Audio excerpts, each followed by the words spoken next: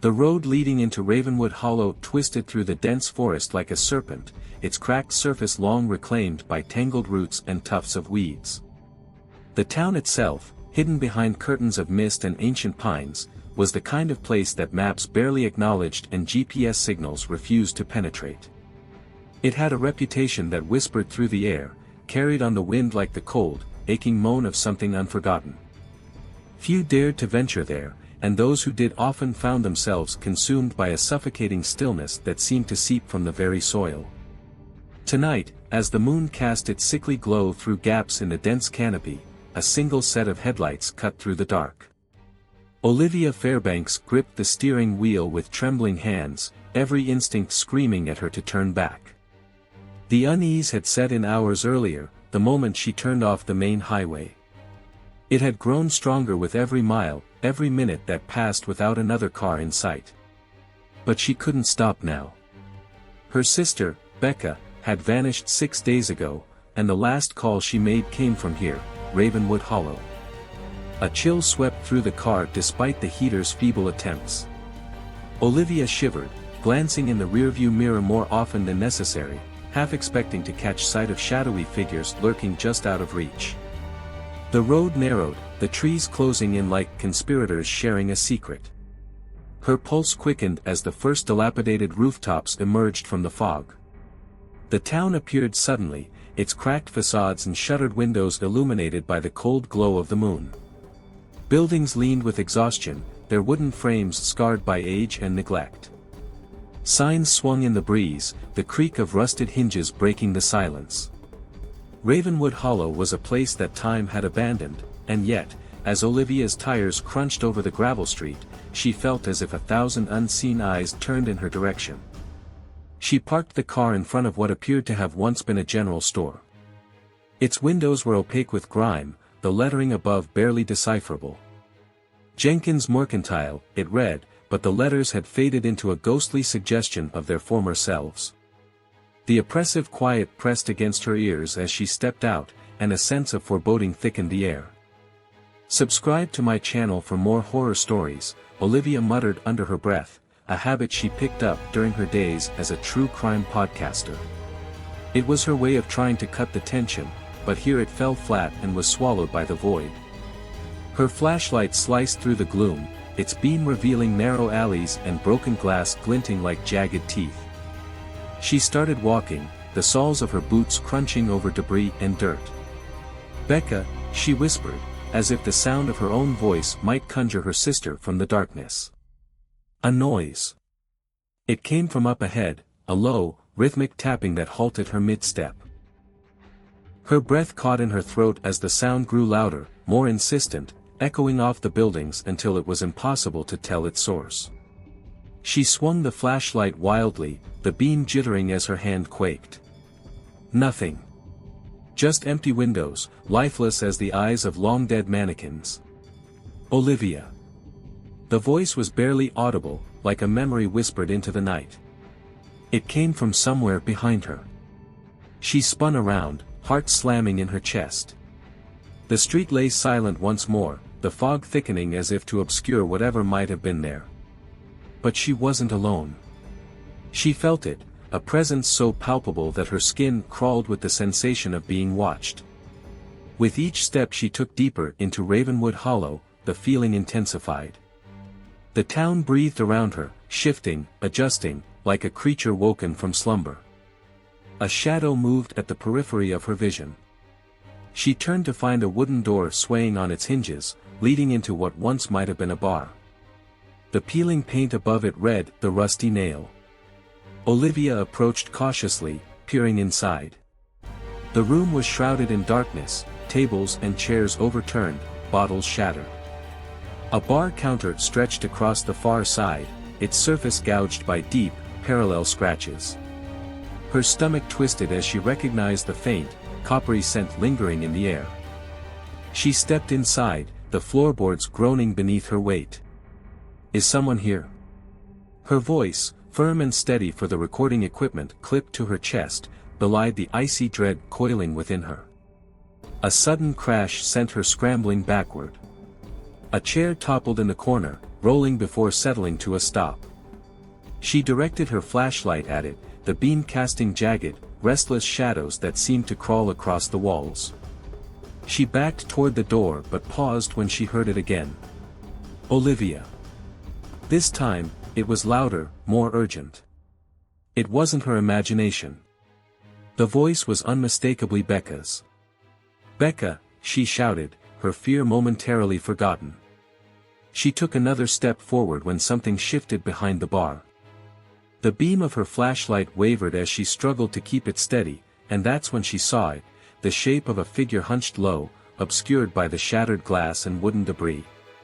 A scraping noise, like nails dragging across wood, resonated from the darkness. The figure shifted, and Olivia's mind screamed at her to run. But she couldn't, not without Becca. She took a trembling step closer and the figure lifted its head, revealing eyes that gleamed with a predatory luminescence. "Leave," it hissed, in a voice that was neither wholly human nor entirely monstrous. Olivia stumbled back, heart hammering as she fled out the door, nearly tripping over the uneven street. The cold night air stung her lungs as she tried to catch her breath, but the warning echoed in her ears. "Leave." The compulsion to obey was overwhelming, but so was the guilt. Becca was here, somewhere. She had to be. "Don't forget to like and subscribe if you're here for the true horror," Olivia's mind whispered, grasping at the familiar as her sanity frayed. An unnatural sound, like a distant keening, drew her attention to the church at the center of town. Its spire reached into the black sky, splitting the moon in two like a grim omen. She approached slowly, her flashlight catching the remnants of old, burned-out candles scattered on the cracked stone steps. The door stood ajar, beckoning her inside. The air inside the church was colder, as if it had never known warmth. Rows of pews stretched out like silent sentinels, and a shattered altar lay at the far end, broken as if struck by some unspeakable force. Olivia advanced, the sound of her breathing too loud in the cavernous space. "Becca," she whispered again, and this time, there was an answer. A sob. Fragile, desperate, echoing from below. She found a staircase leading to the crypts beneath the church. The descent felt endless, each creak of the wooden steps taunting her nerves. The walls were slick with dampness, and a foul, metallic odor grew stronger with each step. When she reached the bottom, her flashlight revealed a narrow corridor lined with stone tombs. Shadows shifted at the edge of her vision, skittering back before she could focus on them. And then, at the end of the hall, she saw her. Becca was bound, wrists lashed with rope to an iron ring set into the stone wall. Her hair was matted, her face streaked with tears and dirt. She looked up as the light hit her, eyes widening with a mix of hope and terror. "Olivia, you have to get out of here," she croaked, her voice cracked and raw. Before Olivia could respond, a shadow moved, detaching itself from the darkness like ink spreading through water. It coalesced into a form, tall, impossibly thin, with limbs that stretched and twisted like a marionette pulled by invisible strings. "Too late," it whispered, its voice a slithering echo that burrowed into her skull. The room seemed to contract as the creature advanced, and Olivia's mind screamed with the urge to flee. But Becca's eyes, pleading and desperate, anchored her in place. "Not without her," she whispered, a defiance flaring through the terror. The creature's mouth stretched into a grotesque imitation of a smile, jagged teeth glinting as it lunged. Olivia's world narrowed to the shadowy expanse before her, the creature's elongated limbs slicing through the dark like razors. Her body screamed with terror, but she forced herself to move. She dove forward, seizing Becca's wrists and yanking at the ropes that bit into her skin. "Hold on!" Olivia gasped, fingers slipping on the damp, coarse fibers. The creature's hiss resonated, a sound that clawed at her mind. It moved with unsettling grace, limbs bending at impossible angles as it closed the distance. The rope finally gave way, and Becca slumped into Olivia's arms, too weak to stand. The two sisters exchanged a brief, terrified glance. Becca's eyes brimmed with both gratitude and stark fear. They didn't have time for words, the creature was nearly upon them. "Run!" Becca rasped, using what little strength she had left to push herself upright. Olivia dragged her sister down the corridor, the flickering light from her flashlight casting frantic shadows. Behind them, the creature's footsteps rang out, impossibly fast and rhythmic, a grotesque dance of pursuit. As they burst through the door into the church, Olivia stumbled, catching herself on the edge of a splintered pew. The creature reached the threshold, its form shrinking and bending to fit through the narrow space. The sisters spun around, eyes wide as they saw it emerge, its eyes gleaming with a malevolent light. "Over here!" Olivia yelled, pulling Becca behind a fallen statue of an angel, its marble wings shattered and scattered like bones. She fumbled for her phone, breathless, the logical part of her brain searching for any connection, any signal that might bring help. A deep, guttural laugh filled the room, freezing her blood. The creature's head twisted unnaturally, its eyes locking onto theirs. It lifted a hand, fingers ending in sharp, black talons. "Stay away from us!" Olivia screamed, swinging her flashlight at the creature. The light struck its eyes, and for a brief moment, it recoiled, a shrill screech erupting from its throat. The sound was unbearable, like the tearing of metal and the wail of the damned. Taking advantage of the creature's momentary distraction, Olivia tugged Becca up.